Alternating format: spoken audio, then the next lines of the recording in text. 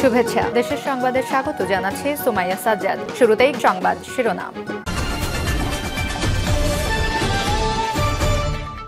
শিগগিরই তারেক রহমান দেশে আসছেন বলছেন মির্জা আব্বাস। এরপর জানিয়ে দেব, দারিদ্র দূরীকরণের যে চেষ্টা সারা জীবন করেছি, সিপিডির কাছে তার প্রতিফলিত দেখেছি বলছেন ডক্টর ইউনূস। আরও জানিয়ে দেব, দেশ ও জাতিকে নিরাপদ জায়গায় নিয়ে যেতে চাই বলছেন সেনাপ্রধান। এদিকে 21শে আগস্ট গ্রেনেড হামলা হাইকোর্টের রায়ে ন্যায় বিচার প্রতিষ্ঠিত হয়েছে বলছেন রুহুল কবির রিজভী। এবং সর্বশেষ জানিয়ে দেব, বিদেশি সবাই বন্ধু, কেউ প্রভু নয় বলছেন জামায়াতে আমির ডক্টর শফিকুর রহমান। শিরোনাম শুনলেন, এখন বিস্তারিত। তবে তার আগে ভিডিওটিতে একটি লাইক, কমেন্ট, শেয়ার করে সবাইকে দেখার সুযোগ করে দিতে বিশেষ অনুরোধ রইল। শিগগিরই তারেক রহমান দেশে আসছেন বলছেন মির্জা আব্বাস। বিএনপির স্থায়ী কমিটির সদস্য মির্জা আব্বাস বলেছেন, 21শে আগস্ট গ্রেনেড হামলা ছিল বিদেশি শক্তি দ্বারা একটি পরিকল্পিত হামলা। এই হামলায় কখনো বিএনপি যুক্ত ছিল না। একটা বিদেশি শক্তি এই অপকর্ম করে দেশনেত্রী খালেদা জিয়া এবং বিএনপি ভারপ্রাপ্ত চেয়ারম্যান তারেক রহমানকে ফাঁসাতে চেয়েছিল। তিনি বলেন, এমনকি একটি ভুল মিথ্যা সাজানো মামলা তৈরি করে সাজানো গল্পের ওপর ভিত্তি করে সাজা দিয়েছিল। বিজয়ের প্রথম দিনে আপনাদের একটি সুখবর দিতে চাই, সে মামলার রায় আজ প্রকাশ পেয়েছে এবং তারেক রহমানকে খালাই দেওয়া হয়েছে। মির্জা আব্বাস বলেন, বিগত দিনগুলোতে আমরা ন্যায় বিচার পাইনি। আমাদের ভারপ্রাপ্ত চেয়ারম্যানকে অনেক অত্যাচার সহ্য করতে হয়েছে। তিনি আমাদের মাঝে শুভেচ্ছা ফিরে আসবেন খুব তাড়াতাড়ি। এজন্যই আল্লাহ তাআলা তাকে সুস্থ করেছেন এবং খালাই দিয়েছেন। রবিবার 1 ডিসেম্বর জাতীয় প্রেস ক্লাবে আব্দুস সালাম হলে স্বাধীনতা ফোরাম আয়োজিত বর্তমান প্রেক্ষাপটে স্বাধীনতা, গণতন্ত্র, ভোটের অধিকার শীর্ষক আলোচনা সভায় প্রধান অতিথি বক্তব্যে তিনি একথা বলেন। স্বাধীনতা ফোরামের সভাপতি আবু নাসের মোহাম্মদ রহমাতুল্লাহ অনুষ্ঠানে সভাপতিত্ব করেন।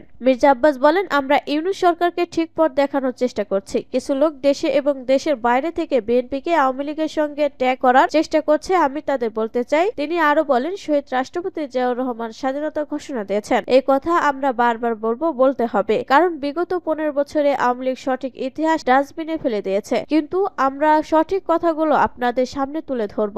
বিএনপির সংবাদ মাধ্যমের স্বাধীনতা রক্ষার 15 বছর যুদ্ধ করেছি।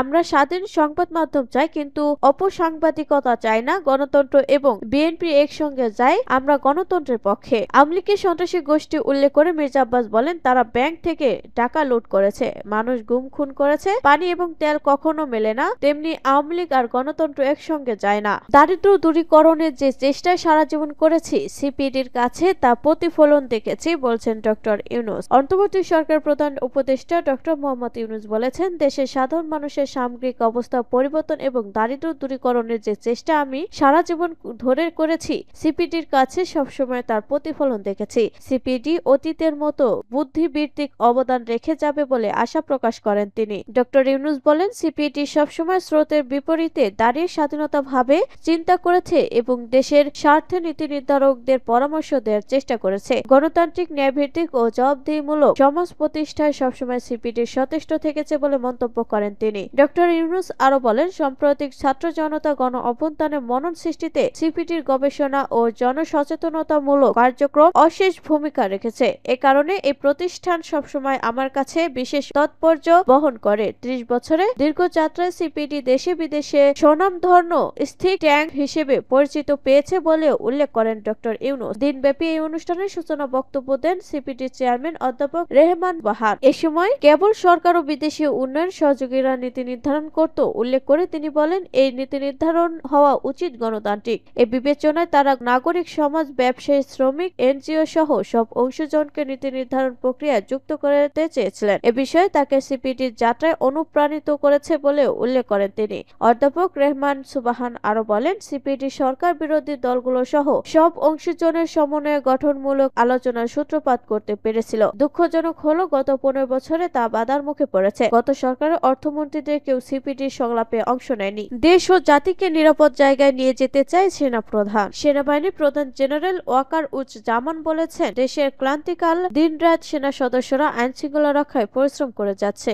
সামনে ডিফিকাল্ট কঠিন সময় পার করে দেশ ও জাতিকে নিরাপদ জায়গায় আমরা নিয়ে যেতে চাই। রোববার 1 ডিসেম্বর ঢাকা সেনানিবাসের আর্মি মাল্টিপারপাস কমপ্লেক্সে বীর মুক্তিযোদ্ধা সেনা সদস্যদের সংবর্ধনা ও সেনাবাহিনীর শান্তিকালীন পদক অনুষ্ঠানে তিনি একথা বলেন। সেনাপ্রধান বলেন, সেনাবাহিনী দেশে ক্লান্তিকালে অনেক ভালো কাজ করে যাচ্ছে। দেশ ও জাতি এই সেনাবাহিনীর কাছে কৃতজ্ঞ। দিনরাত সেনা সদস্যরা দেশের আইনশৃঙ্খলা রক্ষায় পরিশ্রম করে যাচ্ছে। এছাড়াও দেশ ও জাতি গঠনের বিভিন্ন কাজে আমরা নিয়োজিত হয়ে আছি। ইউএন মিশনে বিশ্ব শান্তি রক্ষায় আমরা কাজ করে যাচ্ছি। দুর্যোগের ত্রাণ বিতরণও কাজ করছি এবং আমরা পারদর্শিতা অর্জন করেছি। সামনে একটু ডিফিকাল্ট সময় পার করতে হবে উল্লেখ করে সেনাপ্রধান বলেন, আমরা যেন দেশ ও জাতিকে একটা ভালো জায়গায় এবং নিরাপদ জায়গায় নিয়ে যেতে পারি, সেজন্য আমাদের জন্য দোয়া করবেন। তিনি আরো বলেন, আমরা সবাই মিলে একসঙ্গে কাজ করলে ইনশাআল্লাহ দেশে ক্লান্তিলগ্ন থেকে দেশকে উদ্ধার করতে সক্ষম হব, একটা শান্তি সুশৃঙ্খল ভবিষ্যতের দিকে যেতে সক্ষম হব। মুক্তিযোদ্ধাদের উদ্দেশ্যে সেনাপ্রধান বলেন, আপনাদের ঋণ কোনোদিন শোধ করতে পারবো না। আপনারা জাতির শ্রেষ্ঠ সন্তান। আমাদের পথিকৃত শুধু মুক্তিযুদ্ধ করে দেশ স্বাধীন করেননি, পরবর্তী সময় সেনাবাহিনী যখন নতুন ছিল, সৃষ্টির সময় থেকে সেনাবাহিনীতে আপনারা মুক্তিযুদ্ধ অবদান রেখেছেন। আপনাদের অবদানের ফলশ্রুতিতে আমরা সেনাবাহিনী এখানে দাঁড়িয়ে আছি। 21 আগস্ট গ্রেনেড হামলা হাইকোর্টের রায়ে ন্যায় বিচার প্রতিষ্ঠিত হয়েছে বলছেন রুহুল কবির রিজভী। 21 আগস্ট গ্রেনেড হামলা মামলায় হাইকোর্টের রায়ে সন্তুষ্ট প্রকাশ করেছে বিএনপি। রোববার 1 ডিসেম্বর রায় ঘোষণা করেন হাইকোর্ট। এতে এই মামলায় বিএনপি ভারপ্রাপ্ত চেয়ারম্যান তারেক রহমান, সাবেক স্বরাষ্ট্র প্রতিমন্ত্রী লুৎফুজ্জামান বাবর সহ দণ্ডিত সব আসামি খালাস পেলেন। রায়ের খবর পাওয়ার পরপরই নয়াপল্টনের দলটি কেন্দ্রীয় কার্যালয়ে অনুষ্ঠিত সংবাদ সম্মেলনে বিএনপির জ্যেষ্ঠ যুগ্ম মহাসচিব রুহুল কবির রিজভী বলেন, 21 আগস্ট গ্রেনেড হামলা মামলায় হাইকোর্টের রায়ে ন্যায় বিচার প্রতিষ্ঠিত হয়েছে। আওয়ামী লীগ রাষ্ট্রশক্তিকে ব্যবহার করে অবৈধভাবে তারেক রহমান সহ অন্যদের বিরুদ্ধে সাজা দিয়েছিল।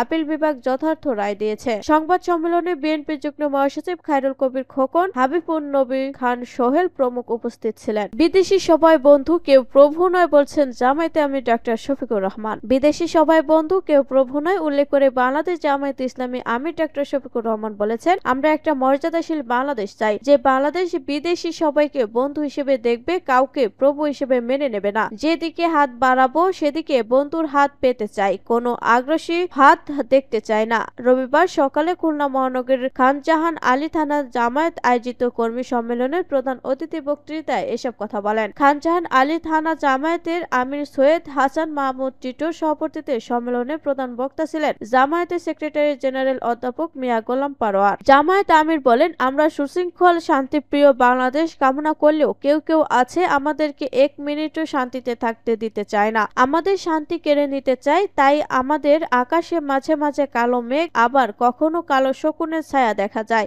আমাদের এ ব্যাপারে চৌকস দৃষ্টি দিয়ে খেয়াল রাখতে হবে। দলীয় কর্মীদের উদ্দেশ্যে তিনি বলেন, জ্ঞানের আলোয় নিজেদের সমৃদ্ধ করতে হবে, কল্যাণের দাওয়াত মানুষের দুয়ারে দুয়ারে পৌঁছে দিতে হবে, মানুষের বিপদে বন্ধু হয়ে পাশে দাঁড়াতে হবে, মানুষের মধ্যে আশা জাগাতে হবে যে এ সমাজের উত্থান সম্ভব, এটাকে একটা স্রোত জাতি হিসেবে, দেশ হিসেবে গড়ে তোলা সম্ভব।